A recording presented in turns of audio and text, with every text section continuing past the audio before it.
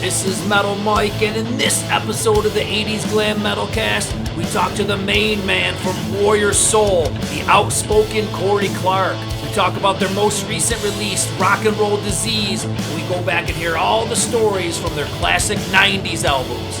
Check it out. Welcome to the 80's Glam Metalcast. How you doing, Kory? I'm cool, man. Really cool. Awesome. Well, hey, thanks for the taking some time to talk today. The most recent release you guys have was 2019 Rock and Roll Disease. What do you want to tell everybody about that one? Wear face masks. Wash your hands. All of the above. You don't want to end up in a hospital room with a hazmat guy looking at you, sticking a needle in you. So, no, it's a killer rock record, man. Yeah, I mean, I was jamming on it. I think it sounds great. I noticed it's a little bit more straightforward than maybe like, A lot more straightforward. Yeah, I mean. A lot more. Yeah, definitely like I'm picking up on some like AC/DC, Motorhead vibes, stuff like that. But it comes across great, man. Really great.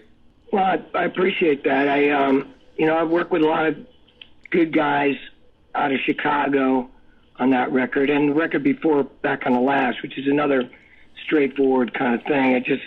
I decided to back off the vocal effects and just go straight in your face with this kind of stuff, which I haven't really done in the last few, the records I usually do were so the last two records have been really dry and cranked and in your face. What I noticed too is, the songs are catchy, and they get stuck in your head. And you know what? I almost think as I went back and I listened to some of the old Warrior Soul albums, even though, I mean, I think you're always going to be known for, like the political lyrics and the message and the anthems.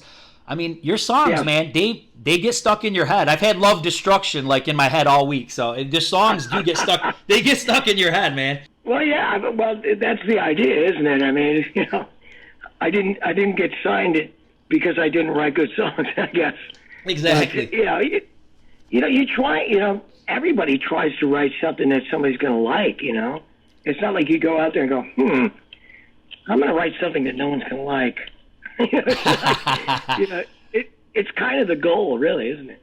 Well, I think, too, especially when you have a strong message, it's going to come across better if you can remember the melodies and all that kind of stuff. I mean, I can remember listening to stuff like Skinny Puppy back in the day, and I mean, there was some cool stuff, but there was, I mean, to be honest, there's not a lot of melody or anything in it, you know what I mean? Well, no, actually, I mean, it's pretty industrial, isn't it? Right, really? Yeah. But they had a nice stage set up, and they knew how to tour. They were good. Oh, definitely. Well, let's go back in time a little bit, because this is the 80's Glam Metalcast, and I know that you guys were definitely not 80's Glam. What we usually do on this is we kind of go back and talk about some of the stuff from the past. So it's kind of a guilty pleasure for me. Is it? To listen to, stupid Hollywood crap. Yeah. But, it's fun. It was a time period. It just kind of dragged on a little bit too long. That's why I created Warrior Soul. Right. But I could see the writing on the walls when She's My Cherry Pie came out. You're like, yeah, okay, that's enough of this. But I still love Rat, and I like Motley Crue to a certain extent. Some of that stuff is pretty fun. But that's awesome that you say that, because I wouldn't picture that from you. No, I mean, come on. This stuff was good. It just kind of dragged on a bit, and then when Warrior Soul, Soundgarden, Nirvana, we took it. We just changed it up a bit, went more to a more bluesy, Sabbath-based sort of feel, and just got out of that sort of hot rod, kickstart your heart stuff. It was time to move on. Yeah. What do you? This was a question that I was going to ask you, but we'll jump right to it now. Is what do you think killed that genre? Do you think they killed themselves? Was it the labels? Was it MTV? Who put the nail in the coffin? You think? I don't know. I wish they would have killed themselves altogether. But I think it just, when things go on too long, it just, you can feel it. It's like, okay, Now we've got another bunch of guys dressed up like chicks, singing about whatever stupid crap, like emotional songs about, their girlfriends. I mean, it's like, you can only take that so long. And, I think, as we got into the 90s, it was kind of time to start looking at what was going on in the country and what's going on in the world, as far as the people that aren't beautiful and the people that are, kind of kicked down. Instead of making them, worship you, bring them up and make them feel cool.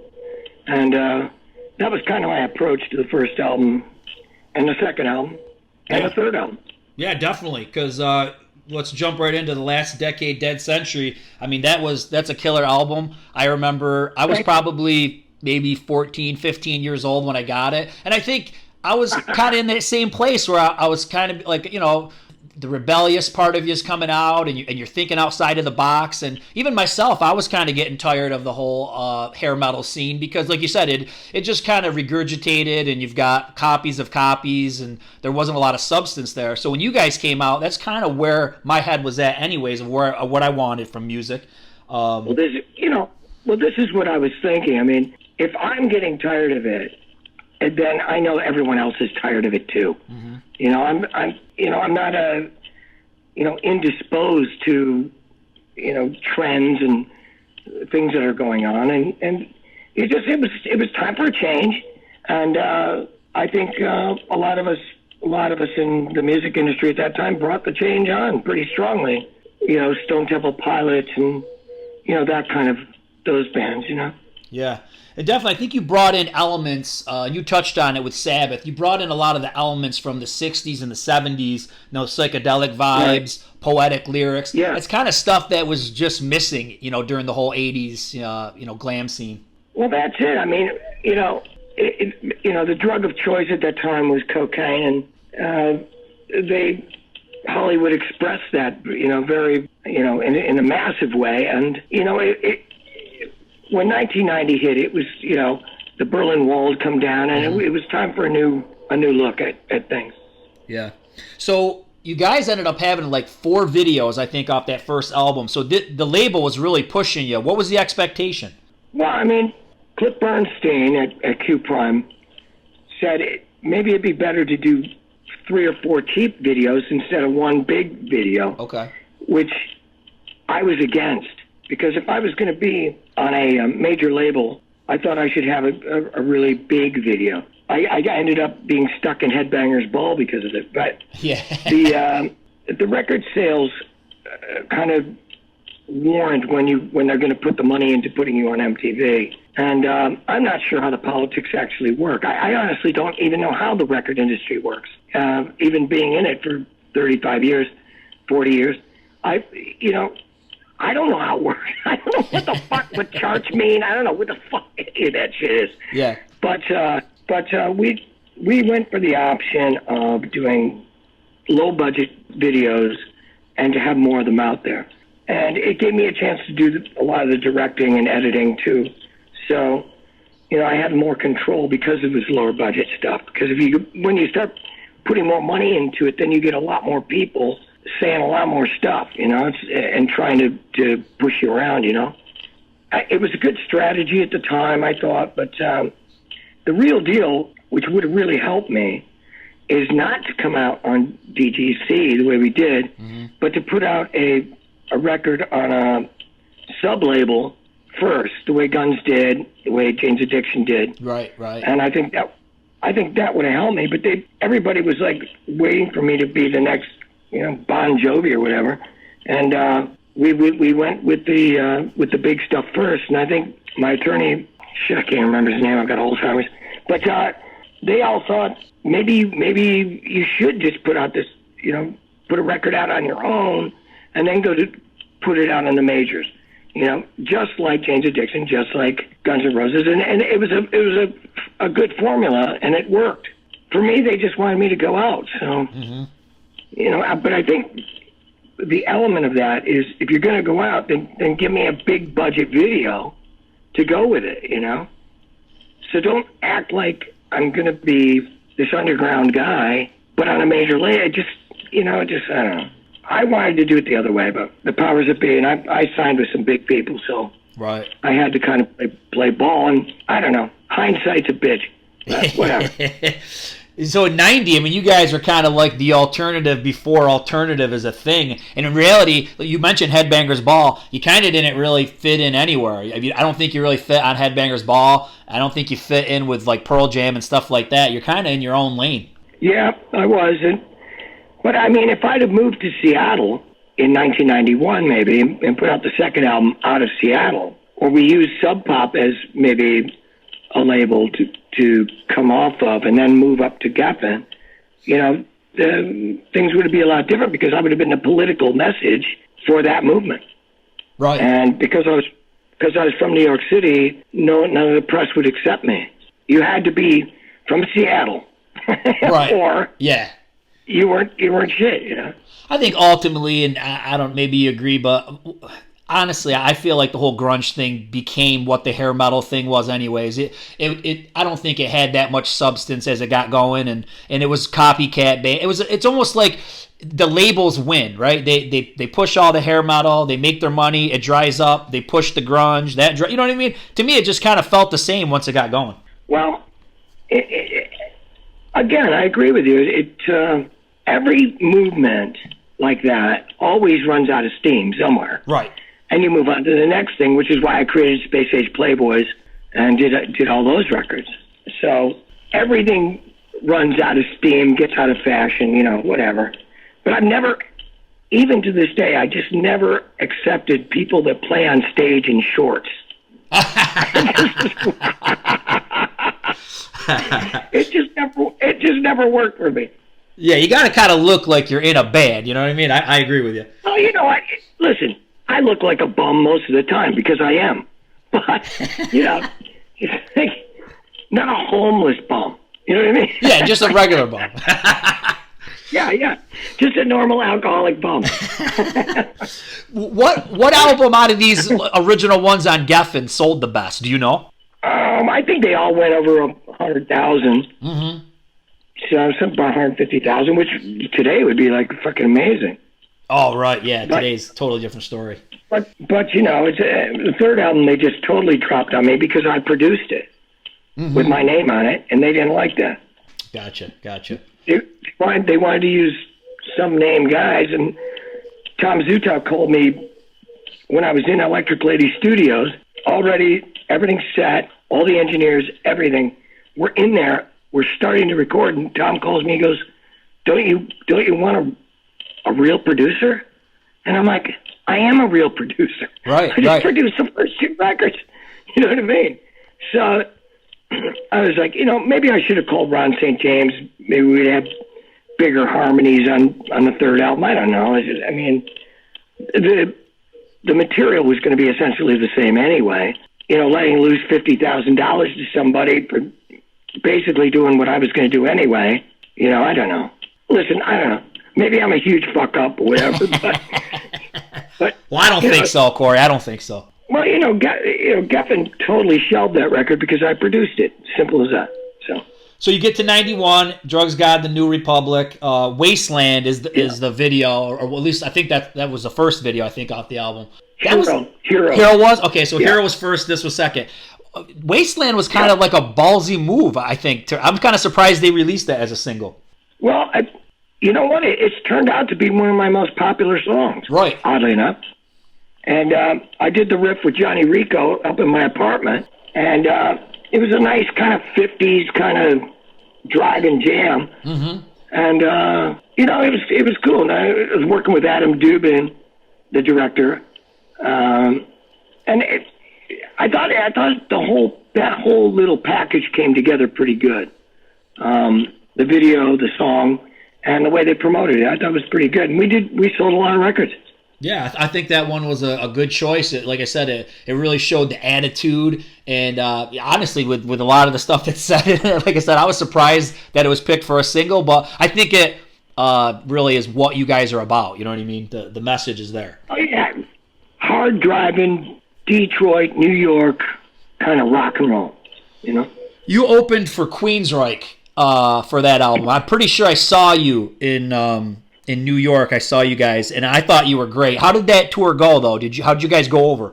Everything was cool when we were in Canada. But then I went to Boston Garden, and I did my middle section, 4 more years. Yep. Spoken word piece, and ending with my finger in the air going fuck Bush, fuck Bush, fuck Bush. And when a song stopped, my band was so scared they didn't, like, the audience was stunned. And instead of going into the next song, they just stood there looking at each other. Huh. And I'm like, play the fucking next song, you asshole. Because somebody's going to start chirping up, and sure enough, some guy goes, fuck you. And I go, fuck you, Republican scumbag. And then, like, the whole place erupted. Oh, wow. They were throwing shit. It was fucking amazing. So then I walked off stage, yeah. That was it. So you had a few rough crowds then that didn't agree with. Republicans are a rough crowd. They like some stupid ass shit. Let me tell you. How about Queensrÿche? Did you get along with those guys? Listen, if you're Republican, I'm sorry, but nah, man, I don't do political. I know. I stay right in the middle. I don't do. I think one's worse than the other. I hate fucking Republicans. That's for damn sure. Did you get along with Queensrÿche? They were fucking pussies, dude. Were they? I mean, Jeff Tate was pretty cool. I remember in Quebec City, my bass player, my drummer, came upstairs with 2 chicks, right? Mm-hmm. And they go to the ice machine, and Jeff Tate sees them. The girls are jerking him off into the fucking ice machine. Oh my God. And Jeff Tate's like freaking out because he's going to get nice soon enough. I said, 2 chicks. Oh my God, that's crazy. Oh goodness, yeah, we had some fun. So you get the Salutations from the Ghetto Nation. Is this this is the album where you produced it and they didn't like it? Is that what you said? Well, in reality, I produced all the records, but okay, we didn't put the name on there. Well, it's produced by blah blah and Kory Clarke, or blah blah and Kory Clarke. The third album, I just said produced by Kory Clarke. That's it. This one, it seemed like you kind of were going more. There's a lot more of the songs with the punk edge, I feel like, on this album. Well, you got Punk and Belligerent. They can't get much more punk.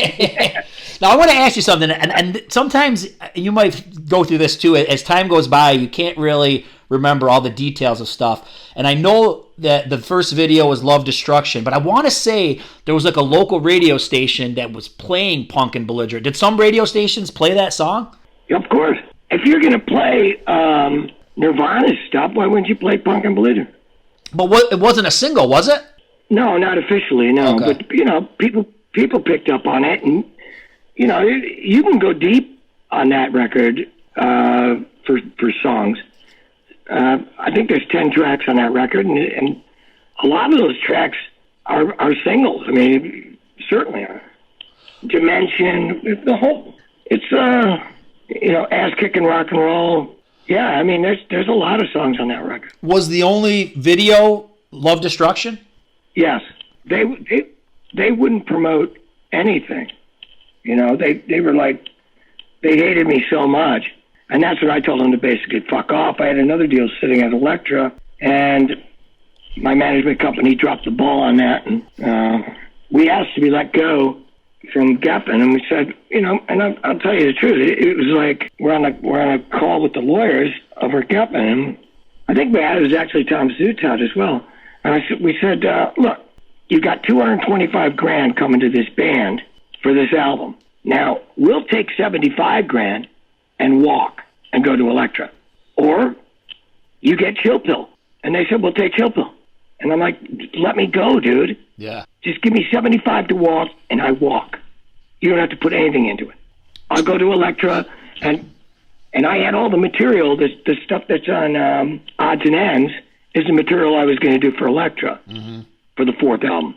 So Chill Pill really just kind of came out with a whimper, right? There was no promo for that whatsoever. No, and you know why? They hated me so much, and I hated them so much, and they didn't see the forest for the trees. Mm-hmm. It's like you had to give me $225,000 to make a $10,000 record. It's stupid. You could have gave me $75,000 and I walk. So I don't know what the fuck they were thinking. Whatever. Fucking music business dickwads. Yeah, I mean, you hear it from everybody. I mean, I said I've interviewed a lot of people, and the labels get it wrong probably most of the time. They don't pick the right songs to release. They don't promote it the right way. So it's just the way it is. Listen, it's ruled by committee. You're not getting the pure stuff. Why is the Alice Cooper records really good when he's on Reprise? Because he's I don't know. I mean, once you get a bunch of people in the pot, and businessmen, and the radio promotions guys, and it just fuck, man. It gets diluted at some point. Do you think that to make a record today is a lot more enjoyable than it would be back then when you've got all these people with their hands in the pot? No. Okay. Fuck no. No, man. It's nice having a lot of money, man. So there's advantages to being on these big labels, is what you're telling me. Oh, yeah. Damn right. And, the limos, the hanging around, Nostradamus effect. There's lots of good things there. So by the time you get to Space Age Playboys, I think you've got almost like a whole new band, except for the bassist, correct? Yes. Yeah. And the look and the sound is a little different. I mean, even though I still feel it just sounds like Warrior Soul, but I think it's the look that seemed to change a little bit. What was going on? I know you were trying to a little bit of a different direction at that point. Well, my hair was down to my knees. Right. Okay? So we were up recording in Massachusetts up at the bass player Pete McClanahan's dad's place. He had a farm up there, up in the mountains, up in the Berkshires. Have you ever been up there? No. It's really beautiful. It's about 60 acres of just farmland, and he had like a cabin really, and I set up a studio up there to record. We all dropped acid, and I was looking at one of Bowie's covers, "The Man Who Fell to Earth." Okay. And I looked at, and you never ever should look at your image in a mirror when you're on acid, ever, because things don't look right. So I just cut my hair off right there. I said, "That's it. I want to be look more like Bowie now." And I'd had really long hair for 8 or 9 years. I was like, I'm sick of it, man. Let's go for a new look, etc. And that's how the look started. So then eventually the band just kind of came to an end, right? Mid-90s, 96, somewhere in there. When did it kind of end? Well, I mean, I did some massive touring on the Space Age Playboys album. Okay. From 94, 95, 96. And then Pete McClanahan decided he wanted to explore opiates. Oh, boy. More than he wanted to fucking play rock and roll. And I just disbanded it and moved out to Hollywood to be in the belly of the beast, and started Space Age Playboys. Nice. The band. So if somebody had lost track of Warrior Soul over the years, I know you've done some recent albums. What do you think's the best starting point to get back into the band with some of these newer albums? Well, start with Destroy the War Machine. It's a fucking great album. And I used a Banksy painting as a cover. And that's a fucking kick-ass record. And then the next one's Stiff Middle Finger, which is another pretty, it was a tough record to make, but we made it. In Spain with producer Sue Jer. Then I did a solo record called Payback's a Bitch, which is another really strong record with Miguel Martins. And then the last two, which was my Chicago crew. Back on the Lash. It's a really catchy, fun record. And Rock and Roll Disease is a really good record too, I think. So, start with Destroy the War Machine, see if you can get through that. And if you ever get a chance, check out my side project, Holy City Zoo. It's the name of the album. Oh, okay. I can't remember the name of the band right now. Mob Research. It was Paul Raven from Killing Joke and Ministry. Mark Gemini Thwaite, that's it.